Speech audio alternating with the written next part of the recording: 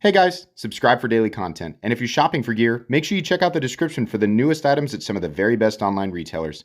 There's also links for some of the items that I personally recommend. Thanks!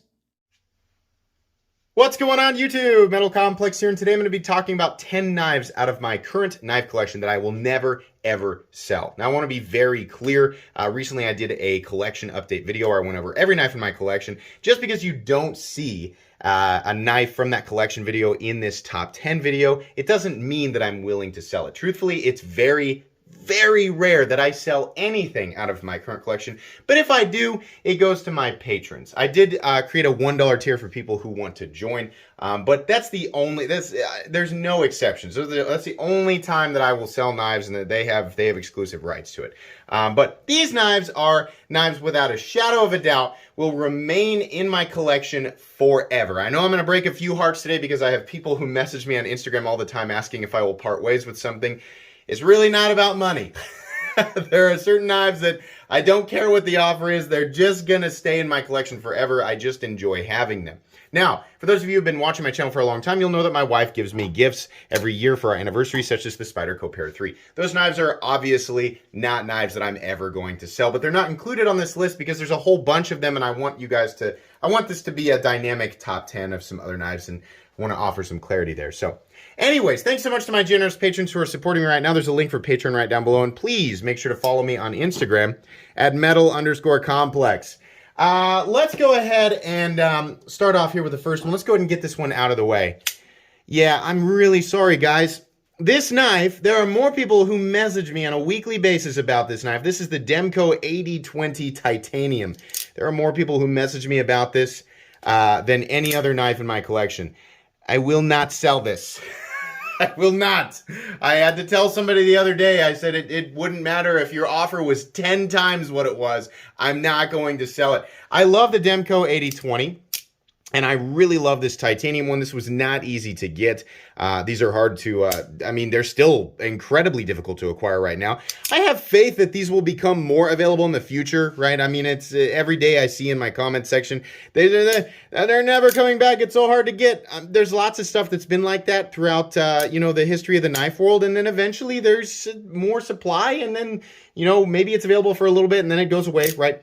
If you are hunting one of these, I have faith that you will eventually find one. But it's not that it's rare that makes me want to keep it. It's just what it represents on this channel. If you guys remember when I acquired this thing, this was a big deal. This was a lot of what I look for in a knife, and I've just been infinitely satisfied with it. So that guy will never, ever be sold, ever. Moving on here to number 9, the Sharp By Design EVO Typhoon Harpoon in Damasteel. This knife I had to wait for like 9 months for, and it is an example of one of the most perfect knives that I've ever handled. That this run is done with. They are, if they do another run, there will be, I'm going to guess, slightly different scale materials, different blade shapes, right? They're going to do different things, right? This was the second run of these, the 2020 or 2021 run, right? Then there was an original run with some different, you know, texture patterns and blade shapes and stuff like that. But yeah, these are difficult to get, and truthfully, I just love how this knife looks. I love the you know, Sharp By Design D10 system. There's a lot about this knife that I just love, and I've had a few people ask me about it, but nah. These, you have to understand, like, I know what the original value of all these were, but it has nothing to do with that. I don't see a price on these knives anymore. I don't see a value on them anymore. It's just something that, it's such an important part of my collection that I could never bear to part with it. Moving on here to number 8, the Hinderer XM18 3.5 inch Monkey Edge exclusive frag pattern in CPM 3V. If you're a Hinderer fan, you know exactly why I'll never get rid of this. These are freaking hard to get, and I was unbelievably lucky to be ready when they dropped and actually get an order in. I get no special treatment with stuff like this. Nothing. I know people are just, no, yeah, I don't believe him. Whatever. There's nothing I can do to convince you that I don't get special treatment with stuff like this. In a panic, I saw the email notification hey, that 3V frag XM18 that you wanted is dropping at Monkey Edge, or it was the email from Monkey Edge that they sent out. So I ran over there and tried to fill my information out. I screwed my information up 4 times because I did not have it auto-filled.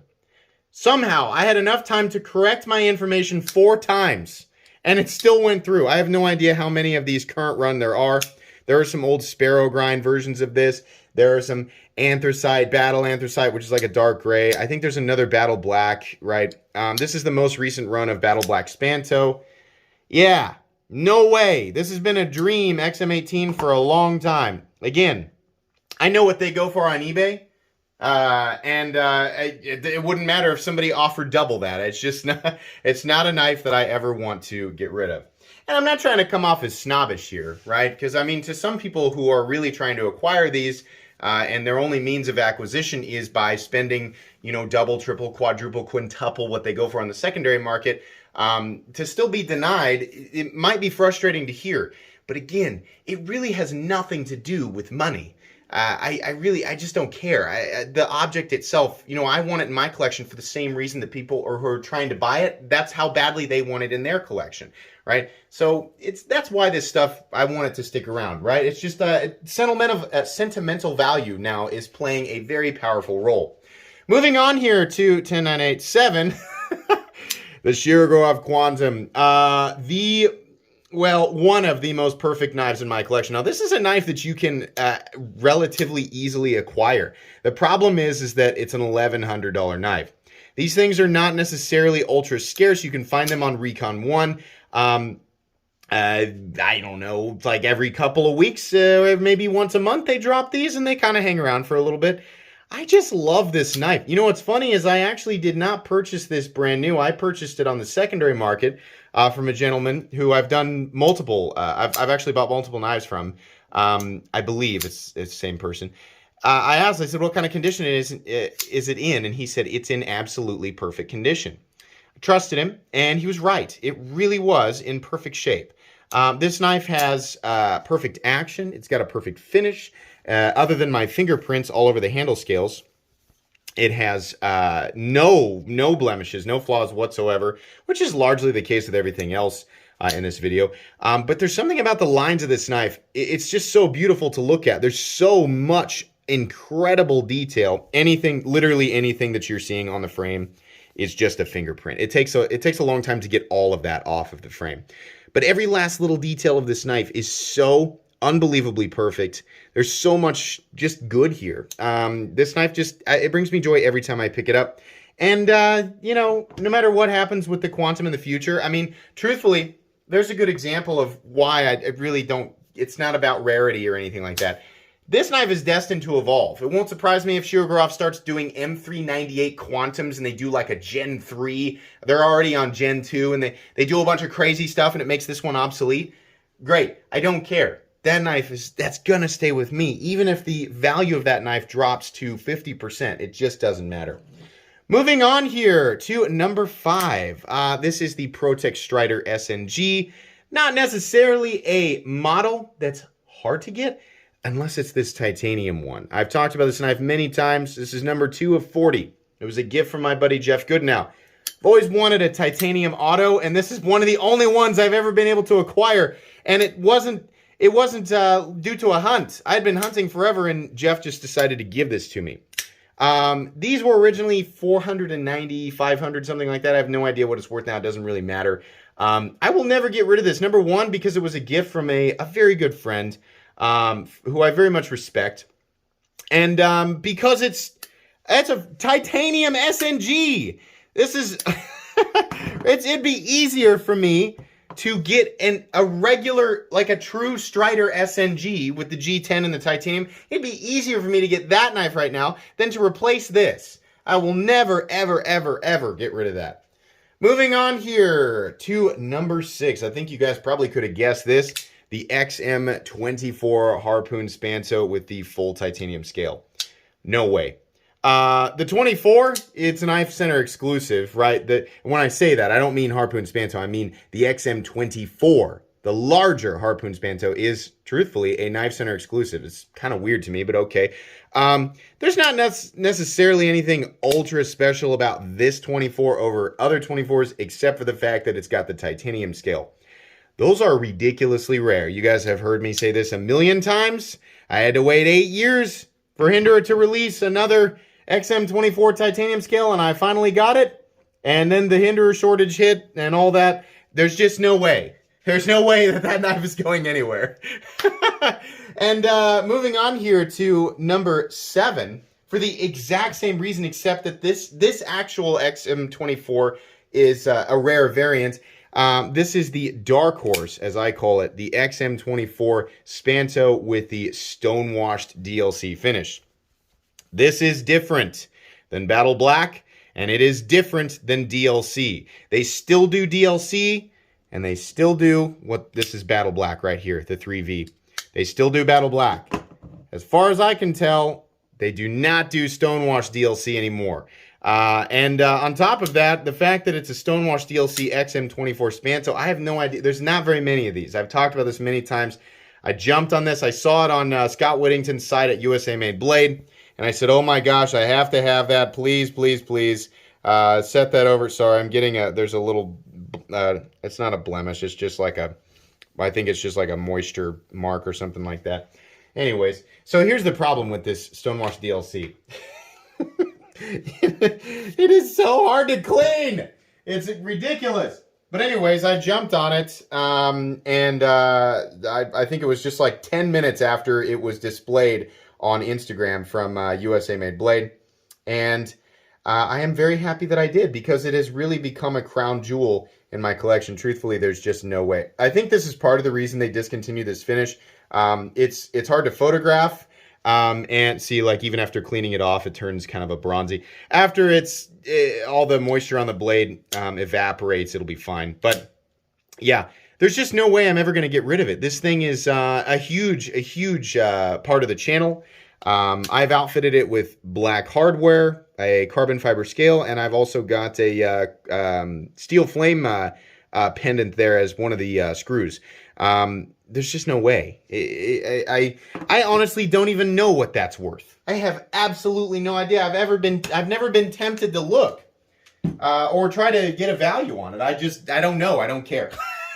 There's something like, it's a $600 knife, and then I've got another 100 in the scale, and the hardware was probably 100, and then I truthfully paid less than 100 for the steel flame nut, which, if you know what those generally go for, that was a deal. So there's a lot in it. I have a feeling it's probably worth more than that. I don't care.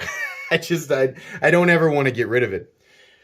Moving on here to number 8. This is a knife that I was not expecting to love as much as I did. I just recently unboxed this guy, and that's the beautiful Vero Engineering Isotope Integral.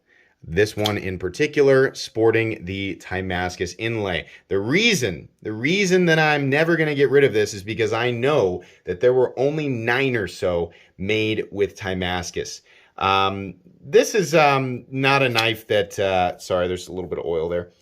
This is not a knife that I could easily replace. Even if I let this thing go, even if I wanted to replace it with a regular one, with the carbon fiber or my micarta, it would be difficult.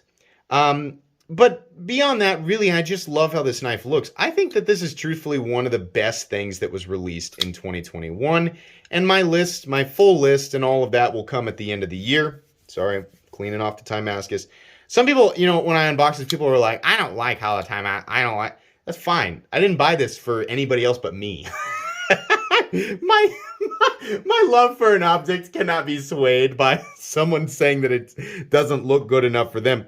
That's fine. They made different versions of that. I bought that specifically because I like how the Damascus looks. It was for me. I would never, ever let this thing go. I love how it looks way too much. Moving on here. Last two are going to be pretty obvious. Number 9, my most recent full custom acquisition, and that's going to be the Heron Dragonfly in Damascus and polished Demco. I think it's pretty obvious why I would never get rid of this. This was my first custom order ever. On top of that, I've never had something that's full Damascus. I've certainly never had Demco before. Demco being is not the same thing as Damascus at all. Totally different universe. This is Damasteel jacket, and the core is made of D11X, or basically Vanax. It's the same composition. So you have proprietary Damasteel as the jacket, or your RWL34 and PMC27 powder steels. It's always those two, and it is only made by the Damasteel company. And then cored with the D11X. The entire steel, right, or the combination of these three steels, Demco, is also only made by the Damasteel company. A lot of coolness here, a lot of like extreme knife enthusiast in this thing. There's a lot of things that only knife enthusiasts would appreciate. You know, there's not going to be too many people beating down my door to pay what this thing is worth. But even if they were, no, this is going to stay with me. It's too important. And the last one on the list, those of you who've been, you know, watching all the unboxings recently, you know exactly what this is. This is probably right now, I think, I mean, and you would think, you know, the Hermit, I mean, it's one of the crown jewels, right? It's one of the, but I think the true crown jewel of my collection was actually one of the gifts that my wife gave me. And again, yeah, there's a lot of gifts from my wife that are not in this video. It's kind of like, obviously, I'm never going to get rid of those. But combination of gift and just epicness overall. I mean, this is a grail for a lot of knife enthusiasts in general. And that is the Sharp by Design Arch Nemesis Dagger. Yeah, I mean, I think a lot of people get it just looking at this thing. There's no way this will be with me forever. I mean, these are all knives that are going to get handed down to my kids, but this one in particular, you know, I think it will remain kind of a crown jewel of the collection for a very long time.